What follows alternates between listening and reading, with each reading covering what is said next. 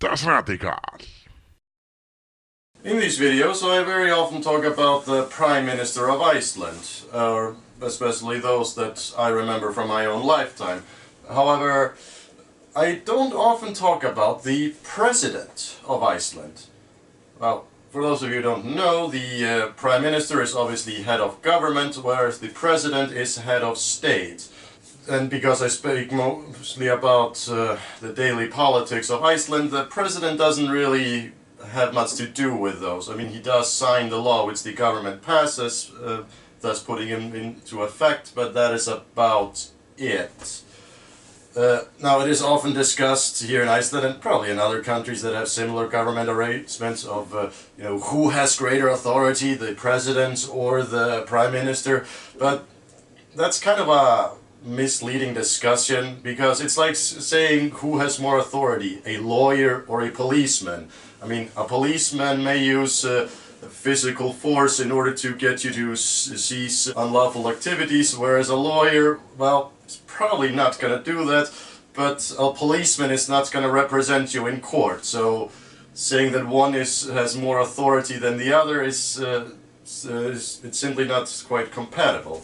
But anyway, in this video I'm just going to go briefly through the presidents that have been in office here in Iceland. This is going to be the easiest video that I've done because there's only been 6 of them. Yeah, since gaining independence in 1944, only 6 people have had the title of President of Iceland, meaning that the average Icelandic president has a term length of 12.5 years. One term is 4 years, obviously, but that's what the average, that's where it averages out. So anyway, without further ado, these are the Presidents of Iceland. Now, since the year 1262, the head of state of Iceland was the King of Denmark. Actually, before that, it was the King of Norway, then the Kingdoms united, and then it became the King of Denmark. There's also been one queen, just one, who was head of state for Iceland. But yeah, ever since gaining independence in 1944, the King of Denmark was replaced by the President of Iceland as official head of state. So the first president was Stutt. He was, interestingly enough, the son of Björn Jónsson, who was the second minister of Iceland, serving from 1909 till 1911.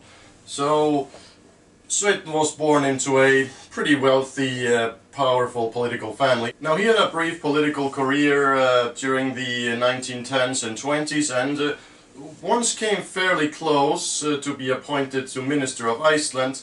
However, before becoming president, he was most known for being the ambassador, Icelandic ambassador to Denmark. However, what eventually catapulted him to the presidency are the events of April 9th, 1940. It was on that day that Denmark was invaded by Germany and quickly surrendered. With Iceland being cut off from Denmark and the head of state of Iceland, being the King of Denmark, also being cut off from Iceland, meant that he could no longer perform his functional duties as head of state and couldn't sign laws into taking effect. So Stutt returned to Iceland in 1941, and the government actually appointed him to Governor of Iceland, basically someone to perform the duties of the king while the king was unable to. The Governor of Iceland is sort of just like the intermediary position created simply because of the war, basically between the king and the presidency. And then when Iceland was declared an independent republic on June 17th, 1944, most saw it as natural that the governor, who by that point was fairly well liked by most of the population, would continue on as president. He was actually not voted into office by the public, but the government, actually, the politicians, members of parliament, voted amongst themselves. Kosningin gild og lýsist yfir því að Sveinn Björnsson rétt kjörinn api. Ég þakka fyrir það traust sem mér hefur verið sýnt með því að kjósa mig forseta Íslands nú. But he was only supposed to serve 1 year, and after which a national election for, official national election on who would be president should be held. However, then in 1945, nobody ran against him, so he just continued. By the way, until I think 1988, no one ever tried to run against a sitting president. So no sitting president has actually ever lost an election in Iceland. It's just when they decide to not run anymore, then somebody else obviously wins. Now, after in 1988, quite frequently people have tried to run against a sitting president, but like I said, the sitting president always wins. Now, Sveinn Björnsson is remembered fairly fondly, I believe. Haven't heard much negative about him. Now, I think it may have to do with him being, the first president, and he was also very much aware that being the first president that he had to, look the part. So he took his work very seriously. He wanted to, be a shining example of national pride and how the office should be run. So, and interestingly enough, he was very much disliked by a lot of heads of state in other countries. Harry Truman hated him, King Christian X hated him, and I think also the King of Norway, because partially because, well, Sveinn was the first president and he wanted to, be all representing and shit, show that, Iceland is a nation among nations, and most of the other heads of state didn't like that this president from this meager country, comes and is, all stiff and royal and, pretends to, basically he had spent during his time in Denmark a lot of time with the royal family, so he kind of emulated a lot of the royal,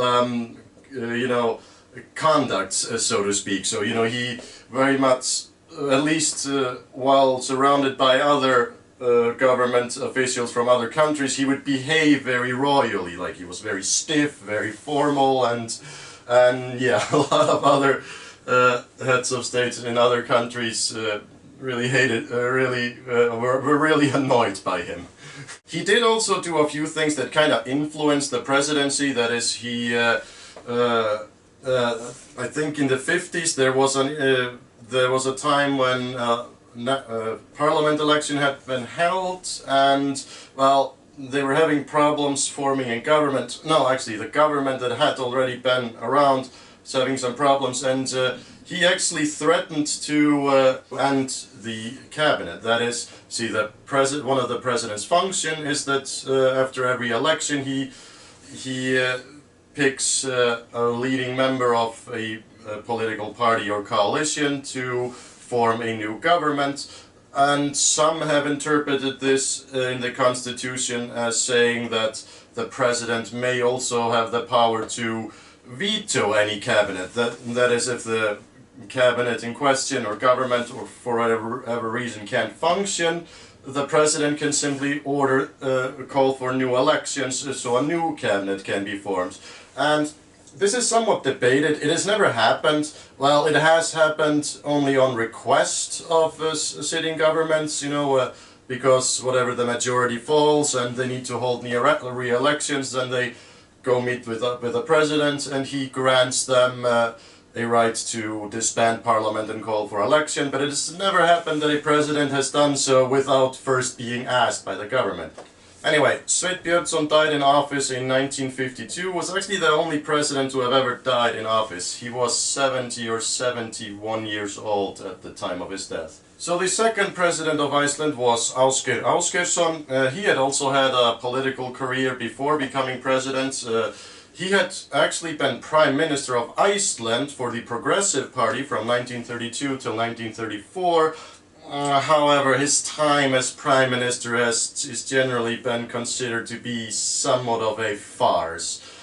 part of the reason why he's not considered to be a particularly successful prime minister is because, well, partially because he's sandwiched in between two other Progressive Party leaders who were deemed to be much more successful and much more influential. He actually left the Progressive Party shortly after Hermann Jónasson took office, and, well, I don't know much of what he did during the time he ran for president and after he had quit as prime minister, but his victory in 1952 in the election was seen as a huge surprise by many. I don't really know that much about his time in office as president. Don't know that much about him other than the fact that he is the only one who was both prime minister and president. Though, as far as I know, he was fairly well liked. No one ever ran against him, and he left office at a fairly high age, I think in his late 60s, early 70s in 1968, and that is when the first Icelandic president stepped up that was actually not a former political figure. So Kristján Þórarinsson Eldjárn, the third president of Iceland, was a former archaeologist, and that's most of what he is known for. He had actually been a very leading archaeologist in Iceland during the 1930s, and well, during this time archaeology in Iceland was, well, let's just say there was barely any. So he was a leading mind in this field, and one of the things he is remembered for as president is that he greatly encouraged much more rediscovery of our past. So when he was president, Iceland received back many of its ancient manuscripts which had been in museums and storehouses in Denmark for centuries.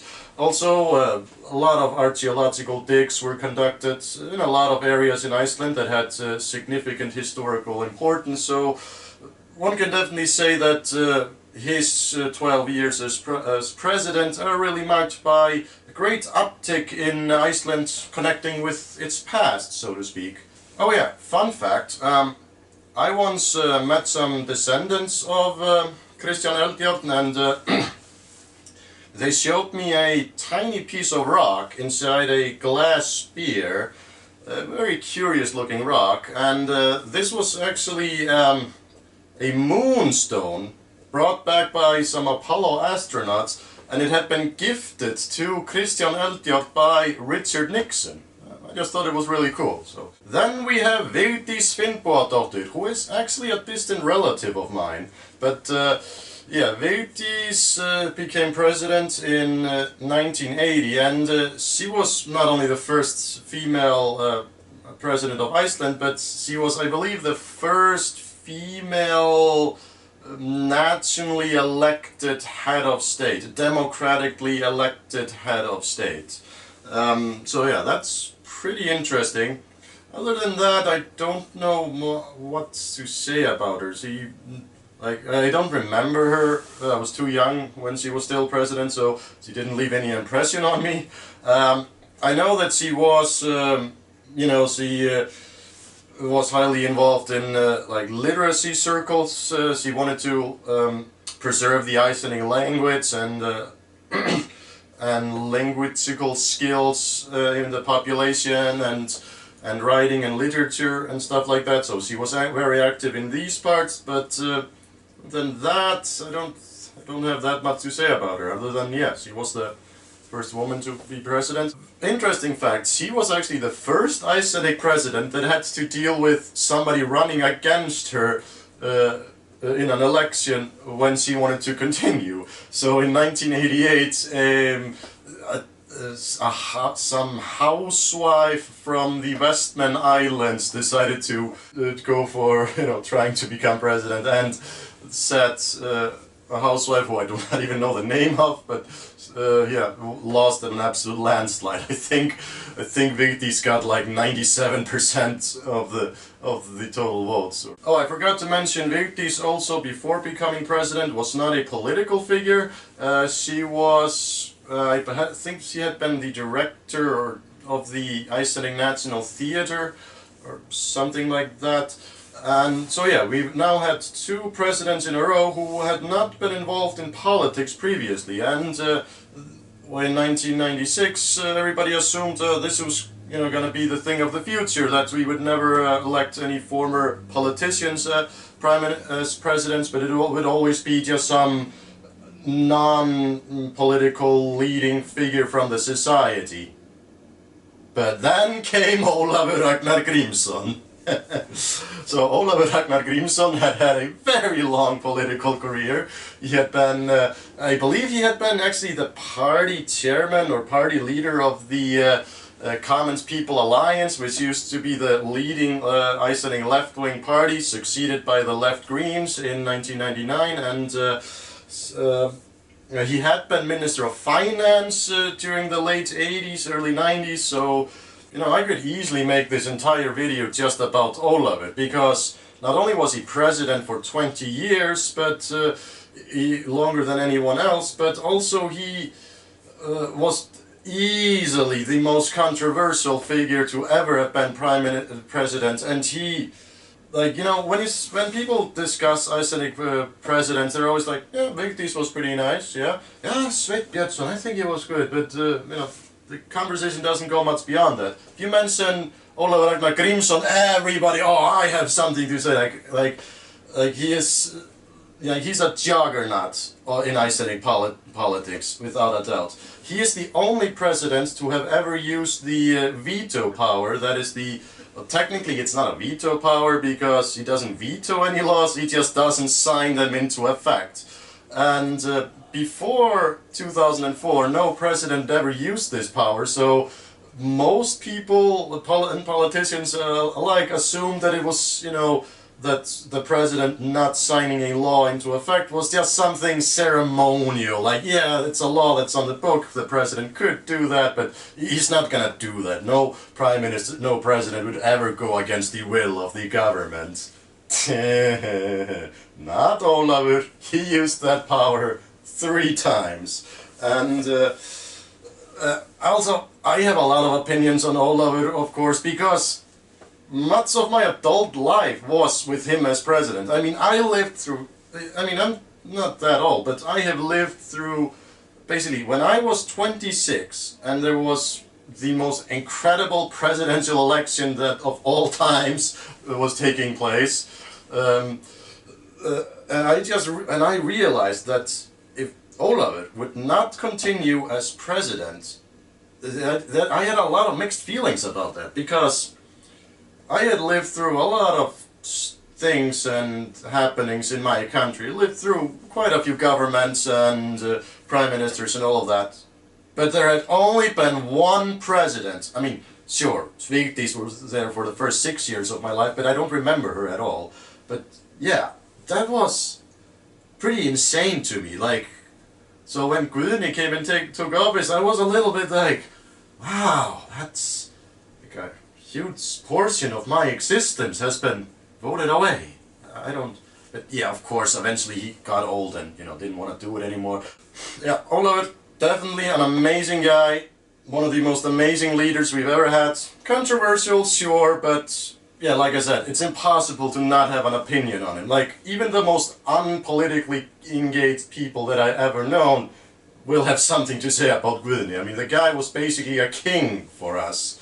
And then there is Guðni Thorlacius Jóhannesson. Boy, I actually don't have that much to say about Guðni, because he's only been around for 3 years. How much has he done since then? Now, as far as I know, so far, people are pretty satisfied with Guðni. Again, he comes out of the field of being unpolitical. He is a historian, an historian and political, and was for a long time also a political commentator. He has written several books about Icelandic political history and about several very controversial Icelandic topics. Like, he wrote a very interesting book that I unfortunately haven't read yet about illegal internal espionage being conducted by the Icelandic government against its citizens. It is entitled Enemies of the State. Sounds great. I need to read that one day. And before becoming president, he was actually the guy that the news anchors would always call, and then he would be the, like, if there was a presidential election or any election, he would always be the one on call to kind of explain what was going on. Like, he was basically always leading people, the people's hand through every difficult election or a difficult transfer of power, kind of explaining what was happening and how this could affect things. And so eventually people just kind of got the idea, wait, why don't we just elect the guy as president who always explains what is going on politically?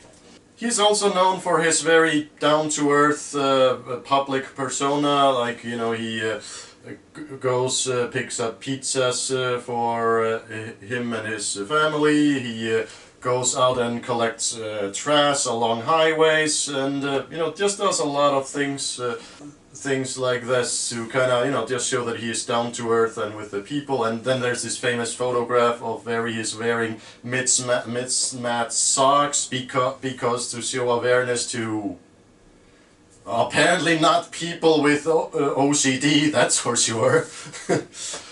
Now, I've never met Guðni. I met Ólafur once, interestingly enough, but I know a few people that have met him, and they all say that, yeah, he's just a very nice guy, kind of guy you would love to have as your neighbor, so to speak. But yeah, other than that, I don't have that much to say about Guðni. He's only been there for 3 years, and I'm sure he will, be there for another 10, 16 or whatever years, and I'm sure he'll make us all very proud, so yeah. Anyway, so these were the 6 presidents of Iceland. I hope you found this video interesting, and like and subscribe. Das Radikal.